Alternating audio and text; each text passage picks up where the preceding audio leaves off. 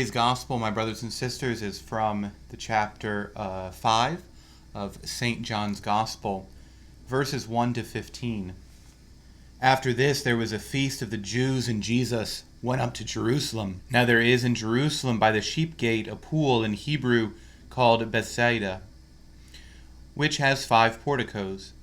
In these lay a multitude of invalids, blind, lame, paralyzed. One man was there who had been ill for 38 years. When Jesus saw him and knew that he had been lying there a long time, he said to him, "Do you want to be healed?" The sick man answered him, "Sir, I have no man to put me into the pool when the water is troubled, and while I am going, another steps down before me." Jesus said to him, "Rise, take up your mat, and walk." And at once the man was healed, and he took up his mat and walked. Now that day was the Sabbath. So the Jews said to the man who was cured, "It is the Sabbath. It is not lawful for you to carry your mat." But he answered them, "The man who healed me said to me, 'Take up your mat and walk.'" They asked him, "Who is the man who said to you, 'Take up your mat and walk'?" Now the man who had been healed did not know who it was, for Jesus had withdrawn, and there was a crowd in the place. Afterward Jesus found him in the temple and said to him, "See, you are well. Sin no more, that nothing worse may befall you." The man went away and told the Jews that it was Jesus who had healed him. And this was why the Jews persecuted Jesus, because he did this on the Sabbath. The Gospel of the Lord. Praise to you, Lord Jesus Christ. I would say there's many beautiful points in this gospel, but I think it's very interesting the line that Christ says, "See, you are well, sin no more, that nothing worse may befall you."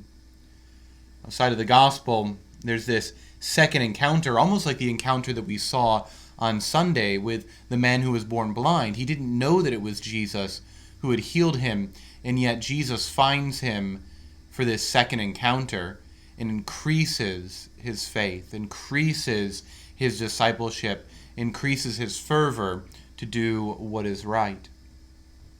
And so we look at this and we wonder if, is it that, that if we sin, or if we fall back into sin, that something worse may befall us, that we might be crippled again, or that we might face some physical suffering. And that's not the point, as I mentioned in Sunday's Gospel, and that when we sin, one of the proper effects of that is that we suffer.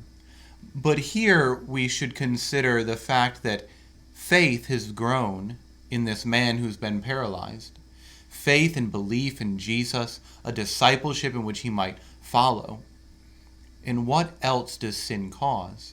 It causes us to fall away from what we know is right and good. It causes us to fall away from the path that Christ sets for us.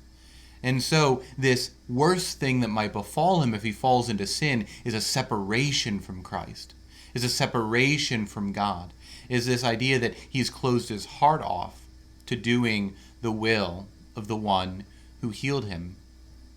And so we should take this very seriously when it comes to our resolve to overcome sin during this time of Lent. It's a resolve in which we might be able to recognize that if we fall back into the sins that we're trying to overcome, again, we turn ourselves away from Christ.